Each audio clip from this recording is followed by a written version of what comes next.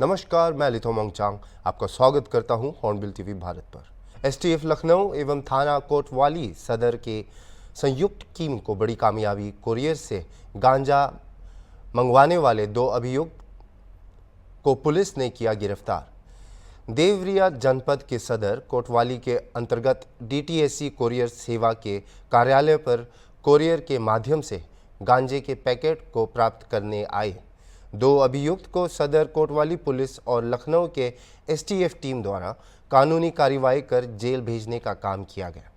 Police को उस वक्त बड़ी सफलता हाथ लगी जब मुखबिर की सूचना पर पुलिस को यह जानकारी मिली कि कोरियर द्वारा लगभग 55 किलोग्राम गांजा मंगवाया जा रहा है। इस सूचना पर लखनऊ ने आई एसटीएफ टीम और देवरिया सदर कोतवाली की पुलिस ने कोरियर को प्राप्त करने वाले 2 अभियुक्तों को गिरफ्तार कर लिया है और पूछताछ के दौरान उन्हें कानूनी कार्रवाई कर जेल भेजने का काम किया।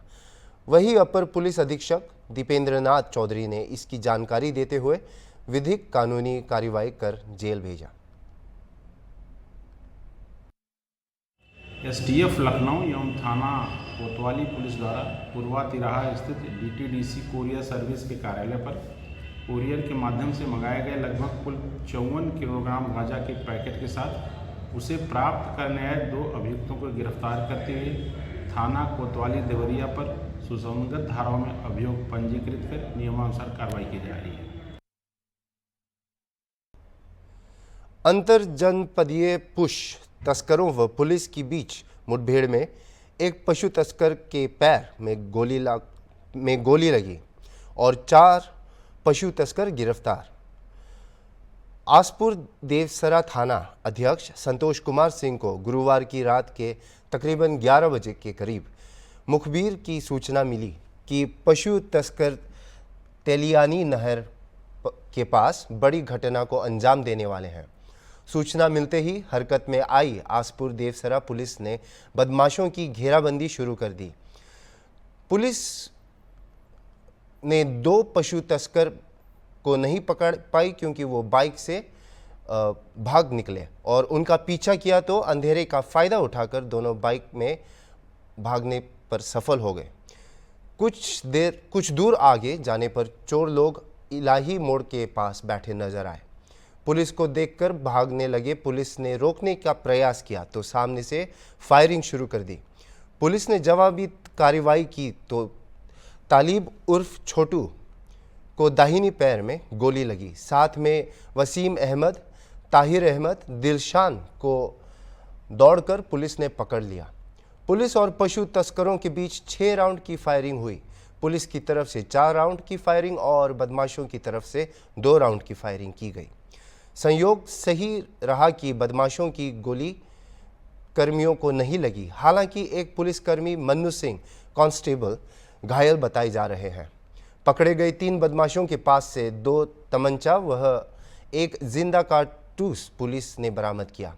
पकड़े गए पशु तस्करों को अफसर देवसरा पुलिस ने जेल भेज दिया। घायल पशु तस्कर तालिब उर्फ छोटू अहिरौला थाना आजमगढ़ की पुलिस ने पहले ही 25,000 रुपये का इनाम घोषित कर रखा है। पुलिस द्वारा रात्रि गश्त और चेकिंग के दौरान 2 मोटरसाइकिल पे 6 संदिग्ध व्यक्ति आते दिखाई दिए, जिनको रोकने का प्रयास किया गया, किंतु वो पुलिस पार्टी पे फायर कर भागने लगे। पुलिस द्वारा भी मुठभेड़ करके 4 संदिग्ध बदमाशों को गिरफ्तार किया गया है। एक बदमाश जो तालिब नाम का है, जो अहिरौरा थाना क्षेत्र आजमगढ़ का रहने वाला है, एक गैंगस्टर का भी अभियुक्त रहा है वहाँ से, और आजमगढ़ से 25,000 रुपये का इनामिया है। मुठभेड़ में इसके पैर में गोली लगी है। 3 और अन्य अभियुक्तों को गिरफ्तार किया गया है, दिलशाद, वसीम और ताहिर को। ये भी जानकारी में आया है कि ये गोवध के कई मुकदमों में वांछित है। आसपुर देवसरा थाने से भी वांछित है। गिरफ्तार किए गए अभियुक्तों को जेल भेजा जा रहा है। घायल का जिले चिकित्सालय में इलाज चल रहा है। जो शेष अन्य 2 फरार हैं, उनकी तलाश की जा रही है। उनकी भी जानकारी कर ली गई है। शीघ्र ही उनको गिरफ्तार किया जाएगा। सर, मुठभेड़ में किसी सिपाही को भी गोली लगने की बात? हाँ, थाना आसपुर देवसरा के एक कांस्टेबल मन्नू सिंह भी मुठभेड़ में घायल हुआ है, उनका भी इलाज चल रहा है। भारतीय जनता पार्टी द्वारा समाज के आखिरी पायदान वाले व्यक्ति को दिया गया सम्मान ऋण के साथ लौटाना होगा, यही नवनियुक्त मंत्री अनिल कुमार का कहना है। अनिल कुमार राष्ट्रीय लोकदल के विधायक हैं और आरएलडी एनडीए के बीच समझौते के कारण उन्हें योगी मंत्रिमंडल में जगह मिली है। मंत्री अनिल कुमार, जो मंत्री बनने के बाद पहली बार लखनऊ के पार्टी के राज्य कार्यालय पहुंचे, हॉर्नबिल टीवी के पत्रकार अनूप चौधरी के साथ एक विशेष बातचीत में कहा कि उन्हें उत्तर प्रदेश में भाजपा की 80 सीटों का लक्ष्य हासिल करने में कोई कसर नहीं छोड़ेंगे। उन्होंने अनूप चौधरी के साथ अपने समाज के बारे में भी कई बातें साझा की। मंत्री अनिल कुमार जी हमारे साथ हैं, उनसे बात करेंगे। सर, जिस तरह से भाजपा सरकार कहती है समाज के अंतिम पायदान के व्यक्ति को सरकारी योजनाओं का लाभ मिला, आप भी दलित समुदाय से आते हैं, आप अपने समाज को कहां पर आप ले जाएंगे? देखो, हमारा समाज जो है ना, जिस समाज से मैं आता हूँ, हम लोग सत्ता में भी रहे, बहन कुमारी मायावती जी ने उसका नेतृत्व किया, लेकिन आज उस समाज के लिए दुख का विषय है कि वो आज हाशिए पर है। जो समाज एक बार सत्ता में रह जाता है उसके लिए बहुत बड़ी चुनौतियाँ सामने आती है। माननीय काशीराम जी ने एक बात कही थी कि जब हम अपूर्ण बहुमत की सरकार में जिस दिन हम आ जाएंगे, उसके बाद उस सत्ता को संभालना ही बड़ी चुनौती है। अब मान्यवर काशीराम जी तो नारा दे के चले गए, जिम्मेदारी आ गई मान्य बहन जी पर। अब भाई स्थिति क्या है, सन 84 से जब हमारी पार्टी बनी 84 से 2007 तक, तो हमारी पार्टी का ग्राफ ऐसे था, आज नीचे जा रहा है। मैं इस पर कोई टीका टिप्पणी करना नहीं चाहता। सवाल नेतृत्व, क्योंकि ये निर्णय नेतृत्व करने हैं कि दल उनको कैसे चलाना है, किस प्रकार चलाना है, वो जाने। लेकिन हमारा समाज परेशान है, वो कहीं ना कहीं जुड़ना चाहता है, उनके काम नहीं हो रहे, वो परेशान है। अगर ऐसे समय में अगर कोई सहारे देने का काम किया है तो भारतीय जनता पार्टी की सरकार ने, आदरणीय जयंत चौधरी जी ने सहारा दिया है। आज हमारे समाज को कैबिनेट मिनिस्टर बनाकर बहुत बड़ा सम्मान दिया है। हमारे दलित वर्ग के लोग, पिछड़े वर्ग के लोग बहुत खुश हैं, बहुत उत्साहित हैं इस बात को लेकर कि प्रथम बार जो है किसी को कैबिनेट मिनिस्टर बनाया हमारे वर्ग के व्यक्ति को। तो निश्चित रूप से बदलाव होगा और इस बदलाव का लाभ एनडीए को होगा। और एनडीए का जो हमारा टारगेट है 80/80 400 पार, वो निश्चित रूप से हम लोग साकार करेंगे और इतिहास लिखा जाएगा कि आदरणीय नरेंद्र मोदी जी तीसरी बार और सीटें बढ़ाकर प्रधानमंत्री बनने जा रहे हैं। क्या लगता है कि भारतीय जनता पार्टी वो पार्टी है जिसमें समाज के अंतिम पायदान के व्यक्ति को भी सम्मान मिला, जैसा कि आपने कहा आपको खुद सम्मान दिया गया है, और अब जो 2024 का चुनाव होगा पूरी का 80 सीटें जीतेगी, आपको जो सम्मान मिला, क्या वाकई में जो आपको सम्मान मिला है आपके समाज को भी वही सम्मान मिलना चाहिए आपके पे? कल हम मुजफ्फरनगर जा रहे हैं, आप में से हमारा कोई साथी चले, अगर वहाँ गरीब वर्ग के लोग आपके भाई का सम्मान करने के लिए, स्वागत करने के लिए ना खड़े हों, तो फिर आप सवाल करना। पश्चिम में परचम 100% बहुत बड़ी बात होती है कैबिनेट विषय। आज तक जो है दलित वर्ग के व्यक्ति को राजमंत्री या स्वतंत्र प्रभार देकर फुल स्टॉप लगा दिया जाता है। ये आप अनिल कुमार हैं और जिस तरह से भारतीय जनता पार्टी में इनको सम्मान मिला है, इनका साफ कहना है वो सम्मान जो है भारतीय जनता पार्टी को, एनडीए जो उसका जो लक्ष्य है यूपी में 80 का 80 सीट जीतने का, उस सम्मान के बदले वो 80 सीट जिताने का काम करेंगे भारतीय जनता पार्टी, ताकि भारतीय जनता पार्टी का जो लक्ष्य है वो पूरा हो सके। वीडियो जर्नलिस्ट अनिल सैनी के साथ अनूप चौधरी, हॉर्नबिल टीवी, लखनऊ। चित्रकूट शिवरात्रि मेले के दर्शन के लिए श्रद्धालुओं से भरी ऑटो एक घटना में पलट गई, जिससे 2 मासूम बच्चों और एक महिला की मौत हो गई। दर्जनों लोग घायल हुए और उन्हें तत्काल एम्बुलेंस की सहायता से मेडिकल कॉलेज में पहुंचाया गया। इस दुर्घटना में 3 लोगों की मौत हो गई है, जिसमें 2 मासूम बच्चे और एक महिला शामिल हैं, जबकि अन्य लोग गंभीर रूप से घायल हैं। घायलों की पहली बड़े किलेपाल अस्पताल में इलाज के लिए ले जाया गया, फिर उन्हें मैकाज हॉस्पिटल को संदर्भित किया गया है।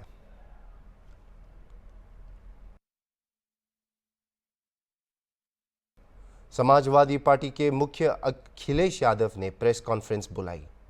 इनमें डॉक्टर सीताराम राजपूत भाजपा को छोड़कर आए और शाकिर अली के पुत्र परवेज आलम भी थे। राष्ट्रीय लोकदल के उपाध्यक्ष लतीफ़ भिडरी भी मौजूद थे। बीएसपी को छोड़कर इसलिए इलियास अंसारी भी शामिल हो गए।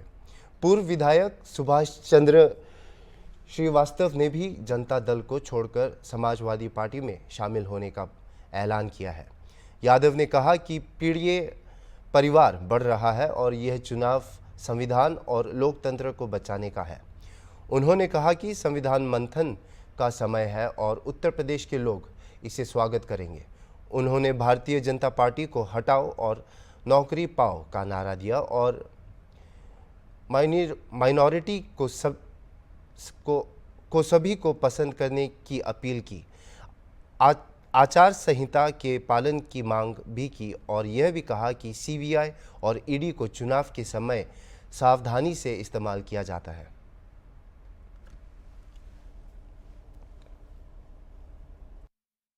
राष्ट्रीय अध्यक्ष और इस मुल्क के भविष्य परम श्रद्धेय अखिलेश यादव जी, यहाँ उपस्थित समाजवादी पार्टी के प्रदेश अध्यक्ष नरेश उत्तम पटेल जी, इंद्रजीत सरोज जी, अरविंद सिंह गोप जी, अंबिका चौधरी जी और सभी समाजवादी पार्टी के सम्मानित और श्रद्धेय नेतागण और इस सभागार में उपस्थित समाजवादी पार्टी के क्रांतिकारी साथियों, मीडिया के बंधुओं, प्रिंट और इलेक्ट्रॉनिक मीडिया के साथियों, मैं कुछ बातें अपनी कह के अनुमति चाहूँगा। आज पूरे मुल्क में सही अर्थों में काफी दिनों के बाद एक तरह से अघोषित आपातकाल जैसी परिस्थिति है। अनप्रोक्लेम्ड कि माननीय अखिलेश जी जो ये कहते हैं कि जो पौराणिक गाथा हमारे वहाँ है कि यहाँ समुद्र मंथन हुआ था, तो इनका ये कहना है कि 2024 का जो लोकसभा का चुनाव है वो सही अर्थों में संविधान का मंथन का है। ये 2024 इस मुल्क के मुस्तकबिल को तय करेगा। इस मुल्क में लोकशाही रहेगी, ये 2024 के चुनाव का परिणाम तय करेगा। तो मैं आपसे कहना चाहता हूं कि जो लोग इस देश में जागरूक हैं, जो नागरिक जो 70-75 वर्षों के आजादी के बाद के दिनों में जिन्होंने तमाम अधिकार अर्जित किए थे, आज वो अर्जित जो उनके जनाधिकार हैं वो खतरे में हैं, वो सभी खत्म किए जा रहे हैं।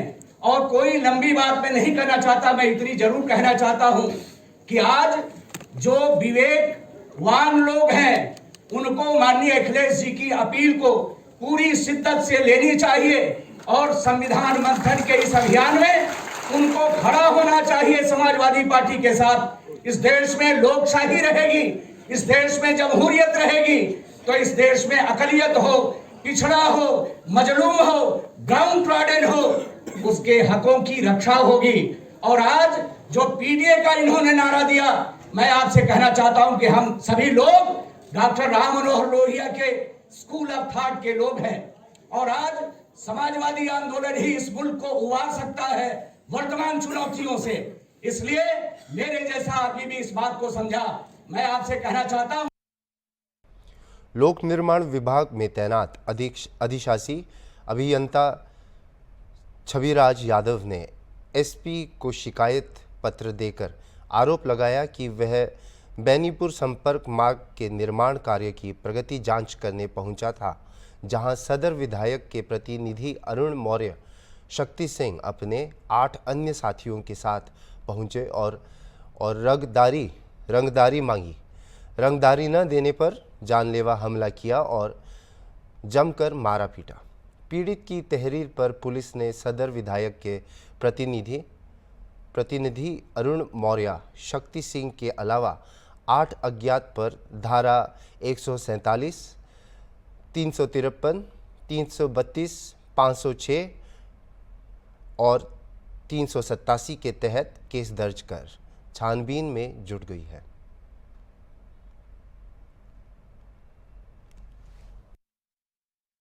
डब्ल्यूडी के जेई द्वारा एक सड़क निर्माण में रंगदारी मांगने के मामले में कुछ लोगों को मुकदमा दर्ज कराया गया है। क्या है मुकदमा और क्या कार्रवाई हो रही है? छबिराज यादव हैं, ये जेई है पीडब्ल्यूडी में। इनका ये आरोप है कि ये सड़क निर्माण बेनीपुर संपर्क मार्ग का सड़क निर्माण की जांच करने गए थे। वहाँ पे कुछ लोगों द्वारा इनके साथ अभद्रता किया गया और सरकारी कार्य में बाधा डाला गया। और जैसा इन्होंने आरोप लगाया है कि कमीशन के रूप में पैसे की मांग की गई, इस पे उन्होंने तहरीर दिया, अभियोग पंजीकृत किया गया है और इसकी जांच की जा रही है। सत्ता के आधार पर आवश्यक कार्रवाई की जाएगी। वही सदर विधायक राजेंद्र मौर्य ने मीडिया से बात करते हुए मामले में कहा कि जूनियर इंजीनियर द्वारा घटिया सड़क का निर्माण कराया जा रहा था, जिसकी ग्रामीणों ने शिकायत की। ग्रामीणों की शिकायत पर मैंने अपने प्रतिनिधि को मौके पर भेजा। प्रतिनिधि अरुण ने जेई पर निर्माण कार्य मानक अनुरूप होने का दबाव जेई पर बनाया, जिससे खार खाई जेई ने मारपीट और रंगदारी मांगने का झूठा मुकदमा दर्ज करा दिया। हमने डीएम एसपी से मामले में निष्पक्ष तरीके से जांच की मांग की है।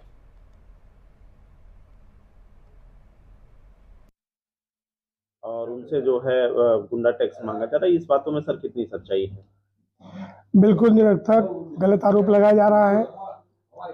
बेनीपुर गांव हमारे से सटा हुआ है, वहाँ पे निर्माण कार्य पीडब्ल्यूडी विभाग द्वारा हो रहा था, घटिया निर्माण कार्य हो रहा था। उसकी सूचना हमारे फेसबुक पे व्हाट्सएप के माध्यम से वहाँ की वीडियो द्वारा दिखाया गया कि वहाँ पे ईंट बहुत रद्दी प्रयोग हो रही है और जो सीसी की ढलाई हुई है उसी मानक विहीन काम हुआ है। तो क्षेत्र की जनता वहाँ पे इकट्ठा हुई थी, तो उन्होंने बोला, हमारे प्रतिनिधि वहाँ गए थे और छबिराज जेई को फोन करके बुलाया गया कि आप आइए, यहाँ का जो कार्य हो रहा है उसको आप देखें। साथ ही साथ संबंधित ठेकेदार को भी बुलाया गया, ठेकेदार नहीं आए। तो संबंधित जेई जब आए वहाँ पे तो उन्होंने देखा, उन्होंने माना कि काम जो है बहुत गलत हो रहा है, उसका वीडियो जो है उसने स्वीकार किया कि वास्तव में काम बहुत गलत हो रहा है। तो उन्होंने कहा कि ये इतना गलत काम आपके देखरेख में हो रहा है जब काम, तो गलत काम कैसे हो रहा है? शासन की मंशा नहीं है, शासन की मंशा है गुणवत्तापूर्ण कार्य हो। ये पहली प्राथमिकता हमारी भी है, हमारी शासन की है। तो उस निमित्त जो भी हमारे कार्यकर्ता, क्षेत्रीय कार्यकर्ता, तो उसको वॉच करते रहते हैं, देखते रहते हैं। डिजिटल का जमाना है, आप कोई काम छुपा नहीं सकते हो, गलत काम करो तो दिख जाएगा। तो उसको छुपाने के लिए मनगढ़ंत आरोप लगा रहे हैं। इनके खिलाफ इनका व्यवहार कैसे है प्रतिनिधियों के प्रति, वो सब जग जाहिर है। मैंने अपने उच्च अधिकारियों से, विभाग के उच्च अधिकारियों से इनको शिकायत किया कि इनका व्यवहार ठीक नहीं है। कई जगहों पे काम हुआ नहीं, उसका पेमेंट उन्होंने करा दिया है। इससे चिढ़ करके ये जो है मनगढ़ंत आरोप लगा रहे हैं और विरोधियों से मिल करके उसका जो दुरुपयोग कर रहे हैं। मैंने एसपी साहब से कहा, आप घटना की जांच करा लीजिए। ग्रामीणों से नोकझोंक की हुई, इनके व्यवहार से, इनके वार्तालाप से रुष्ट हुए लोग। तो अब समझाया गया कि मतलब लोग समझाए इनको, इस तरह व्यवहार मत करिए। ठीक, बात वहाँ खत्म हो गई। लेकिन यहाँ पे आने के बाद राजनीति के तहत, षड्यंत्र के तहत ये लोग मुकदमा दर्ज कराए।